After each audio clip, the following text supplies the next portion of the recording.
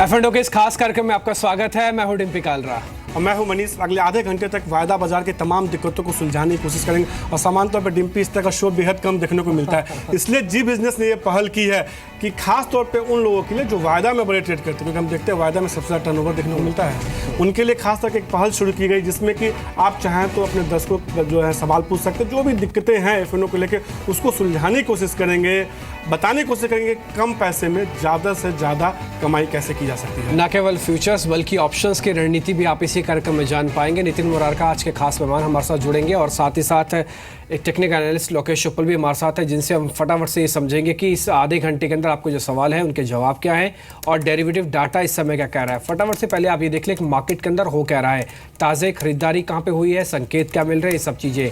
ऊपरी स्तरों से बाजार में थोड़ा सा दबाव बना है। 8750 बाजार के लिए बहुत अहम पड़ाव है। ये टूटने पर बाजार और फिसल सकता है, इसलिए थोड़ा सा ध्यान रखें। सरकारी बैंकों में गिरावट से बैंक निफ्टी टूटा है, तो यहाँ पे थोड़ा सा दबाव सरकारी बैंकों की तरफ से आ रहा है। ज़्यादातर मेटल शेयरों में आज ताज़ा खरीदारी के सौदे बनते हुए दिखे। इंडिया विक्स करीब 2.5% की तेज़ी पर है। इसका इंडिकेशन ये होता है कि जब विक्स चलेगा तो बाजार कमज़ोर होगा और 2.5% की तेज़ी कह रहा है कि बाजार में पुल बैक के लिए मेहनत ज़्यादा करनी होगी। आईटी शेयरों में लगातार दूसरा दिन ऐसा है, भले इन्फोसिस को लेकर विवाद हो लेकिन शेयर चल रहे हैं, इसने बाजार को काफ़ी हद तक सपोर्ट किया है। तो 5 बड़े पैरामीटर्स पे हमने पूरा F&O जानने की कोशिश की कि मार्केट में आखिरकार रिदम क्या है। अब फटाफट से ये भी देख लेते हैं कि कहाँ पे ताज़ा खरीदारी के सौदे बनते हुए दिखे। वो सौदे वो सारे हैं जहाँ पर आपका ओपन इंटरेस्ट भी बढ़ रहा है और आपकी प्राइसिंग बढ़ रही है। ये कुछ एक शेयर है मोमेंटम वाले, और यहाँ पे आप केन इंडिया, वेदांता, हिंडाल्को, ये कुछ एक ऐसे शेयर्स हैं जहाँ पे काफ़ी स्ट्रॉन्ग मूव आते हुए दिख रहा है। और मनीष के पास और भी ट्रेडेड है जहाँ पे आपको ताज़ा बिकवाली वाले और अनवाइंडिंग के सौदे वो आपको दिखाएंगे। कई सारे स्टॉक्स हैं डिम्पी जिसमें आज के ट्रेड में देखिए ताज़ा बिकवाली देखने को मिली। खासतौर पर सरकारी बैंकों में हमने देखा है कि आज के ट्रेड में सबसे ज़्यादा गिरावट देखने को मिली। बैंक ऑफ बड़ौदा का फ्यूचर देखिए, वहाँ ताज़ा बिकवाली सबसे ज़्यादा देखने को मिली। इसके अलावा SRF देखिए, वहाँ दबाव देखने को मिला है। ये तेजी वाले शेयर सेलिंग, गिरावट वाले शेयर्स देखिए, bank of Baroda, SRF, IFCI, Indo count जैसे फ्यूचर जहाँ गिरावट देखने को मिले। क्रॉम्पटन ग्रिप्स देखिए, वहाँ गिरावट देखने को मिली है। कुछ एक और देखिए वायदा जहाँ पर दबाव देखने को मिला। GMR infra, bank of India, Sintex, OBC, Reliance Power जैसे स्टॉक्स है जहाँ पे आज कहीं ना कहीं बिकवाली देखने को मिली है। कुछ एक ऐसे स्टॉक्स देखिए, Reliance communication, Reliance capital, Andhra bank, Voltas, granules जैसे फ्यूचर्स हैं जहाँ पे आज सबसे ज़्यादा गिरावट देखने को मिली है। कुछ एक ऐसे F&O देखिए जिसमें कि आज ओपन इंटरेस्ट बढ़ता हुआ दिख रहा है, शेयर में तेजी देखने को मिल रही है, यानी कि संकेत हैं कि शेयर में ताज़ा खरीदारी देखने को मिले। इन तमाम स्टॉक्स पर बात करेंगे। केन इंडिया, वेदांता, हिंडाल्को, इन्फोसिस, CES ऐसे स्टॉक्स हैं जहां मजबूती देखने को मिल रही है। उसके बाद कुछ एक ऐसे स्टॉक्स देखिए जिसमें ओपन इंटरेस्ट बढ़ रहा है, शेयर में गिरावट देखने को मिली है, यानी ताज़ा बिकवाली जैसे स्टॉक्स है जिसमें बैंक ऑफ बड़ौदा, IFCI जैसे स्टॉक्स होगा। लेकिन डिम्पी एक संकेत सीधे तौर पर देखने को मिला आज के ट्रेड में कि अगर संकेत की बात करें 5 बड़े संकेत, उसमें एक बड़ा संकेत ये निकल के आ रहा है कि हम देख रहे हैं कि मेटल स्टॉक्स में आज के ट्रेड में तेजी देखने को मिल रही है और बैंकिंग स्टॉक्स अंडर परफॉर्म कर रहे हैं। बिल्कुल, आज नो डाउट बैंकिंग ने ही काफ़ी हद तक बाजार को परेशान किया। और जहाँ तक मेटल की आप बात बोल रहे हैं तो आर्सेलरमित्तल जो 7 साल बाद मुनाफे में टर्न आउट हुई है उसका इंपैक्ट ग्लोबली देखने को मिल रहा है। हिंडाल्को, वेदांता और साथ ही कुछ एक और शेयर जो इनके पीयर्स हैं उन सभी के अंदर काफ़ी स्ट्रॉन्ग मोमेंटम है। एक बार डाटा देख लेते हैं कि कहाँ पे आपको ये डाटा देखने का इसमें मोमेंटम देखने को मिल रहा है। आप अगर हिंडाल्को का शेयर देखेंगे और इसका फ्यूचर देखेंगे फरवरी कॉन्ट्रैक्ट का, तो क्लियरली ताज़ा पोजीशंस यहाँ पे बनती हुई दिखी है और यहाँ पे काफ़ी तेज़ खरीदारी आती हुई दिखी है। इस बीच वेदांता का शेयर भी कुछ वैसे ही है, यहाँ पर भी ताज़ा खरीदारी आती हुई दिखी है। ये हिंडाल्को का फ्यूचर आपके सामने, इसका ओपन इंटरेस्ट काफ़ी स्ट्रॉन्ग है। ओपन इंटरेस्ट भी आप देखिए करीब 2% के आसपास का इजाफा है। एक बार इसी तरह से आप वेदांता का शेयर भी देखिए, आपको वहाँ से काफ़ी हद तक क्लियर होगा कि पोजीशन कितनी स्ट्रॉन्ग नोट पे बन रही है, करीब 3% का। जब बाजार आपका 8800 तोड़ रहा हो, जब बाजार आपका 8800 के लगातार नीचे हो और यहाँ पे दबाव आता हुआ दिख रहा है, तो गिरावट के बावजूद इन सभी मेटल शेयर्स में तेज़ी है। एक सेगमेंट में आपके सामने और रखना चाहूँगा, वो है आर्बिट्रेजिंग वाला शेयर, जहाँ पर कुछ फ़र्क दिख रहा है आपको कैश और वादा के अंदर। उसमें 3 शेयर हमने निकाल रहे, कैनरा बैंक, यूनियन बैंक और साथ ही NTPC। इन तीनों के कैश और वादा में फ़र्क है। अभी आपको स्क्रीन पर सभी डाटा दिख जाएगा कि इनमें किस तरह का फ़र्क है। जैसे आप कैनरा बैंक का डाटा देखेंगे, इसका कैश अभी चल रहा है 301 का और इसी तरह से इसका फ्यूचर जो है वो अलग प्राइस है, तो इस पर आप नजर रख सकते हैं। प्रशांत इस बीच पहले कॉलर हमारे साथ जुड़े हैं, उनसे पूछते हैं सवाल। प्रशांत नमस्कार, पूछिए अपने सवाल पूछिए। नमस्कार प्रशांत, सुन पा रहे हैं आप मेरे को? जी जी, अपने सवाल पूछे आप। मेरा मेरे पास आइडिया सिल्वर का फरवरी मंथ का वो है ऑप्शन है 115 रुपए के का स्ट्राइक प्राइस से मैं लिया था 4 रुपए 80 पैसे के साथ 115 किया था 115 की आपके पास ऑप्शन है, कितने रुपए में लिया आपने वो? 4 रुपए 80 पैसे, 4 रुपीज 80 पैसे। अभी 1 रुपया 60 पैसे मेरे पास रेट आ रहे हैं इसके। जी अभी आगे क्या करूंगा कि अभी तो मार्केट शेयर गिर चुका है बहुत नीचे, ठीक है, लॉस हो रहा है। नो डाउट ये, क्योंकि रोल तो होगा नहीं, फरवरी की इस बार एक्सपायरी 23 तारीख की है और आपके पास अब कुछ सारा समय भी नहीं रह गया है। 115 के प्राइस हैं। एक बार समझने की कोशिश करते हैं, पहले एक बार इसका टेक्निकल पैटर्न, बाद में नितिन से इसका F&O भी जान लेंगे। एक बार लोकेश आप इसका टेक्निकल चार्ट देख के बताइए आइडिया का, आपको ये कितना ठीक लग रहा है, उसका इसका डेरिवेटिव पैटर्न भी देखते हैं। बताइए जरा इसका आइडिया का chart. Good afternoon Dimpy ji, अगर हम आइडिया के चार्ट्स को स्टडी करते हैं, we see a brilliant bull run in Idea from the levels of 80 rupees और इसमें अच्छा प्राइस वॉल्यूम ब्रेकआउट देखा गया है। 114 के आसपास रेजिस्टेंस फेस की है स्टॉक ने और वहाँ से करंट लेवल से आप देख रहे हो थोड़ा सेल ऑफ आ रहा है। जैसे कि आपने इसकी कॉल ले रखी है 115 रुपये की 4 रुपये 80 पैसे पर, अभी स्टॉक चल रहा है 106 रुपये 40 पैसे, तो इसमें कहीं ना कहीं एक स्मॉल टेक्निकल पुल बैक आ सकता है close to levels of 109 and 1110, यानी कि 109 110 के आसपास अगर स्टॉक में पुल बैक देखें तो वहाँ से अपनी कॉल में से निकल जाइए, क्योंकि there is quite a possibility that stock can slip down below the levels of 100 rupees in short to medium term. ठीक है, नितिन मुरारका इस बीच हमारे साथ जुड़े हैं। नितिन, एक बार इसकी ऑप्शंस देखिए आप, क्योंकि टेक्निकल व्यू तो हमको मिल गया लोकेश से, एक बार ऑप्शंस भी आप देख लीजिए। 115 की स्ट्राइक है आइडिया की, अभी 1.5 रुपये भाव है, 4.5 रुपये का खरीदा हुआ रेट है। रेट आ जाएंगे अपने? देखो मुझे लगता है कि इसमें से एक टिक करके जो 1.5 रुपये का वो भी ले लेना चाहिए, क्योंकि अगर ज्यादा है कि जो आया शुरू पे हो जाए।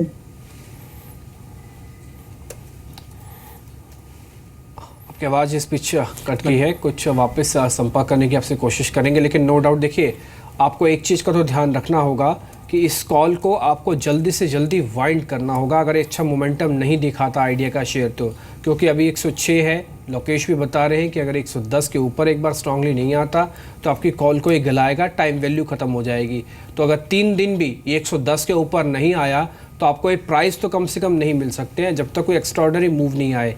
तो इसलिए आप थोड़ा सा सावधानी बरतिएगा। अगले 24 घंटे के अंदर अंदर शेयर को अच्छा मूव वापस देना ही होगा, नहीं होगा तो आप इसमें से जो भी पैसा आपको मिल रहा है एक बार लेके बाहर आ सकते हैं, क्योंकि आपकी ऑप्शंस रोल नहीं होने वाली है, क्योंकि खरीद महंगी हो गई। 115 के हिसाब से शेयर टूट चुका है, तो इसलिए कम से कम 48 घंटे 24 से 48 घंटे में 110 के ऊपर इसको आना ही होगा। अब अगला कॉल हम साथ जुड़ चुके हैं फेडरल बैंक से। फेडरल बैंक का सवाल है, गंधर्व पंजाब से जुड़े हैं, पूछिए क्या है सवाल, कौन सा कॉल लिया आपने? हेलो, हाँ गंधर्व पूछिए सवाल। सर मेरे पास फेडरल बैंक की कॉल है 85 वाली 3 रुपए में। अभी करीब 1 रुपया 60 पैसे का आपको नुकसान हो रहा है, 1.40 पे अभी ट्रेड ये कर रहा है, तो कहीं ना कहीं एक अच्छा खासा नुकसान आपको देखने को मिल रहा है। लोकेश क्या रहा होगा आज के ट्रेड में? हमने देखा है कि बैंकिंग स्टॉक्स में एक दबाव देखने को मिला है, एक बड़ी रैली के बाद वापस से बैंकिंग स्टॉक्स में प्रॉफिट बुकिंग देखने को मिल रही है। देखिए मनीष जी, अगर हम फेडरल बैंक के चार्ट को स्टडी करते हैं, फिर look at expiry pattern right ना, क्योंकि हम कॉल एंड ऑप्शंस के ऊपर ही डिस्कशन कर रहे हैं, तो यहाँ पे एक साफ साफ नजर आता है कि एक्सपायरी के चार्ट्स में फेडरल बैंक के अंदर एक कॉन्फिडेंस बना हुआ है जो इंडिकेट करता है the stock has a potential to reach the levels close to 87 to 88 on the upside. तो आपने जो कि अपनी कॉल ले रखी है इसको अपनी फिलहाल बने रही है, जैसे 86 से 87 का भाव ऊपर की तरफ मिलता है वहाँ पे प्रॉफिट्स बुक कर लीजिए, but it needs to happen in the next 1 week. और यहाँ पे जो आपको एक ट्रेलिंग स्टॉप लॉस मेंटेन करना है टू प्रोटेक्ट योर प्रॉफिट्स और to protect your pricing, that is close to levels of 81 rupees 50 पैसा, क्योंकि 81 रुपीज़ 50 पैसा स्टॉक की एक क्रूशियल सपोर्ट जोन है। ठीक है, तो इस पर आपको थोड़ा सा ध्यान रखना है। और ये ऑप्शन आपको फिर से बताऊं, जैसे लोकेश आपको बता रहे हैं, एक चीज़ आपको हमेशा ऑप्शन में ध्यान रखनी होगी, आप अगर जितना near by at the money call लेंगे उतना ही बेनिफिट होगा। नो डाउट ये शेयर थोड़ा सा आपका ज़्यादा महंगा तो नहीं है, मैं ये नहीं कहूँगा कि आपको इसमें से कुछ रणनीति आपने गलत सोची थी, रणनीति ठीक थी, लेकिन शेयर टूटा है तो आपको जल्दी से इसके ऊपर आपको आना ही होगा, नहीं तो यहाँ पे कहीं ना कहीं दबाव आता हुआ दिखेगा। मैं आपको आर्बिट्रेजिंग वाले शेयर्स बता रहा था, उसमें आप एक एनटीपीसी का शेयर देख लीजिए। एनटीपीसी यूजली एक्सपायरी का शेयर है। अभी हम नितिन से समझेंगे कि एक्सपायरी में एनटीपीसी का डाटा इस समय क्या कह रहा है, लेकिन एनटीपीसी के अंदर काफ़ी स्ट्रॉन्ग मोमेंटम बनता हुआ दिख सकता है। नितिन, एनटीपीसी पे आपकी रिकमेंडेशन क्या है? एनटीपीसी पे आप क्या करना चाहेंगे? एनटीपीसी में काफी ज्यादा पुट राइटिंग अप्रोक्सीमेटली नीचे के लेवल्स पे हुई है, 160 165, ये काफी अच्छे सपोर्ट लेवल्स हैं। और लग रहा है कि स्टॉक थोड़ा ऊपर करीब 175 176 की तरफ मूव करना चाहिए, बट ऊपर 180 के ऊपर नहीं जाना चाहिए क्योंकि ऊपर कॉल राइटर एक्टिव हैं। तो इस लेवल पे आप एक बार शॉर्ट टर्म बाउंस के लिए होल्ड कर सकते हैं। 175 176 का टारगेट होगा, बट यहाँ पे कॉल ऑप्शन नहीं लेनी चाहिए। 180 के ऊपर की सारी कॉल्स में राइटिंग है, तो आपको कॉल ऑप्शन अवॉइड करनी चाहिए और 170 का स्टॉप लॉस रख के 176 का टारगेट आप रख सकते हैं। 170 के स्टॉप लॉस के साथ आप 176 का टारगेट लेकर चल सकते हैं। एनटीपीसी पे ये राय निकल के आती है। लेकिन अब आशीष जुड़े हैं मुंबई से। आशीष, पूछिए क्या सवाल है आपका? हाँ सर, मैंने अमरा राजा बैटरी 860 का पुट ऑप्शन लिया है 12 रुपये 25 पैसे पे। 12 रुपये 25 पैसा। अब बहुत ज़्यादा नुकसान देखने को नहीं मिला, हालांकि आज इसमें थोड़ी सी मजबूती भी देखने को मिल रही है। अभी 12 रुपये पे ये ट्रेड कर रहा है। क्या राय होगी नितिन? हमने देखा है कि कुछ स्टॉक्स में जिसमें एक अच्छी रैली देखने को मिली थी, अब उसमें गिरावट देखने को मिली। आज थोड़ी सी देख रहे हैं कि पुट में जो है थोड़ी सी तेजी देखने को मिल रही है हमारे बैटरी के। देखिए, पुट को होल्ड करना चाहिए क्योंकि टेक्निकली भी स्टॉक वीक हो रहा है। ऊपर से 900 920 पे कॉल राइटर्स काफी हावी हो रहे हैं और इनफैक्ट 900 920 ओपन इंटरेस्ट भी है कॉल्स का। तो अपसाइड नहीं लग रहा, तो डाउन साइड आना चाहिए। तो आपको पुट यहाँ पे होल्ड कीजिए, 5-6 रुपए का प्रॉफिट मिलने की पूरी संभावना है। इस बीच एक और कॉलर हमारे साथ जुड़े हैं। उनका सवाल हमको मिला है, वो है कॉलर ने से हिंडाल्को पहले पे। चाहे तो आप ये देख सकते हैं, आर्बिट्राज में हमने देखा है कि 3 स्टॉक्स आपने निकाले, इसमें बहुत ज़्यादा अंतर देखने को मिला, जिसमें कि बैंकिंग स्टॉक्स भी आर्बिट्राज के लिहाज से। इसमें कितने मौके हैं ट्रेड करने के चाहे तो? देखिए, मौके तो हैं ही इसमें कोई दो राय नहीं है, क्योंकि यूनियन बैंक और आप दूसरा कैनरा बैंक देखेंगे तो आपको क्लियरली यहाँ पे दिखेगा कि डिफरेंस तो आपको काफ़ी ज़्यादा है। तो आप यूजुअली इसका फ़ायदा ऐसे मिलता है क्योंकि डिस्काउंटिंग है, तो आप कैश की पोजीशन को रख सकते हैं, बाद में फ्यूचर्स को ऊपर आना ही होता है, तो फ्यूचर्स में आप कुछ लॉन्ग पोजीशंस देख सकते हैं। या फिर इसका रेसिप्रोकल आप उल्टा कर दीजिए, कैश में इंट्राडे सेल कर दीजिए, फ्यूचर को प्लस कर लीजिए, तो कहीं ना कहीं सौदे मैच हो जाएंगे। तो कैनरा बैंक पे और साथ ही यूनियन बैंक पे अपने वित्तीय सलाहकार की राय लेके आर्बिट्रेजिंग बेनिफिट का फ़ायदा उठा सकते हैं। कैनरा बैंक और यूनियन बैंक दोनों शेयर हैं जिस पे आपको थोड़ा सा ध्यान रखना है। तो कैनरा बैंक और इंडियन बैंक 2 ऐसे स्टॉक्स होंगे जहां पे आर्बिट्राज का फायदा उठा सकते हैं। लेकिन लगातार फेसबुक पे भी सवाल आ रहे हैं। अनिमेश अग्रवाल का एक सवाल आया, भारतीय एयरटेल के 330 रुपये का उन्होंने पुट खरीदा है, 4 रुपये 74 पैसे पे उन्होंने पुट खरीदा है। अभी हालांकि उनको अच्छा खासा नुकसान हो रहा है, ये पुट करीब 1 रुपये 10 पैसे के आसपास ट्रेड करा। हमने देखा बीते कुछ दिनों में नितिन, हमने पूरे टेलीकॉम स्टॉक्स में एक अच्छी मजबूती थी, तब इन शेयरों में तेजी देखने को मिली थी। अब कहीं ना कहीं इनको अच्छा खासा नुकसान हो रहा है, समय भी बेहद कम है, तो इनको जितना नुकसान हो रहा है काट कर निकलने में इनकी भलाई है। देखिए, 330 की पुट काफी आउट ऑफ मनी पुट हो गई और नेक्स्ट इस वीक के अगले वीक की एक्सपायरी है, तो चांसेस है कि इसके टाइम वैल्यू आपकी खत्म हो जाएगी।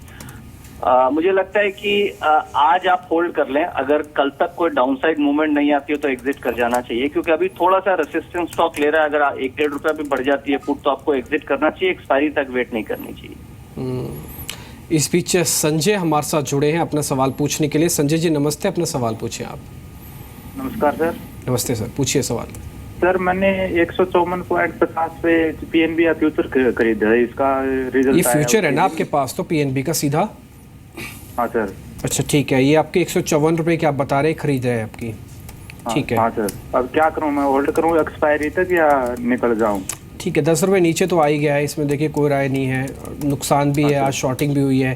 नितिन, एक बार पंजाब नेशनल बैंक को आप देखिए, यूजुअली आज सरकारी बैंकों से उम्मीद थी कि शायद टूटेंगे नहीं, लेकिन ये आज टूट गए हैं। कितना डैमेज पहुंचाएगा इनको पीएनबी, और क्योंकि डाटा देख के ऐसा लग नहीं रहा कि 150 के ऊपर आके फिर से रुकने की अटेम्प्ट लेगा आज में, तो क्योंकि इसका फरवरी कॉन्ट्रैक्ट में आज क्लियरली शॉर्टिंग है और तेज शॉर्टिंग है।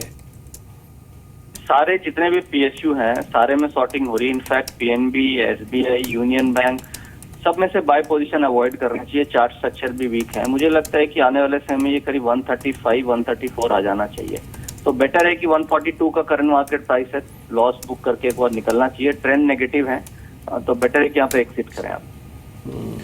अब संजय का मुंबई से सवाल है, उनके पास इंडसइंड बैंक के फ्यूचर है, उन्होंने 1322 रुपये में खरीदा है। संजय, क्या कौन सा लिया आपने फ्यूचर? इंडसइंड बैंक का। कितने पे लिया आपने? 1322 रुपये। 1322 पे क्या राय होगी नितिन? आज तो थोड़ा पुलबैक देखने को मिल रहा है शेयर में। देखिए, इंडसइंड बैंक कंपैरेटिवली काफी पॉजिटिव है और आज मुझे लग रहा है कि इसमें आने वाले समय में मूवमेंट भी आनी चाहिए पॉजिटिव साइड में। 1320 और 1310 का काफी अच्छा सपोर्ट है, 1327 है।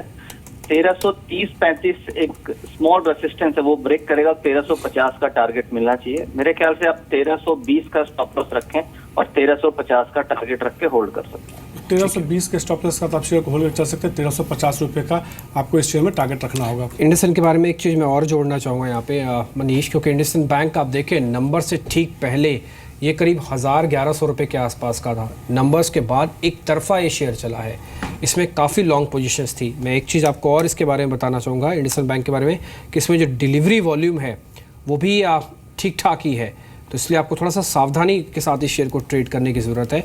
उम्मीद है कि आपको इससे पैसा ही बनेगा।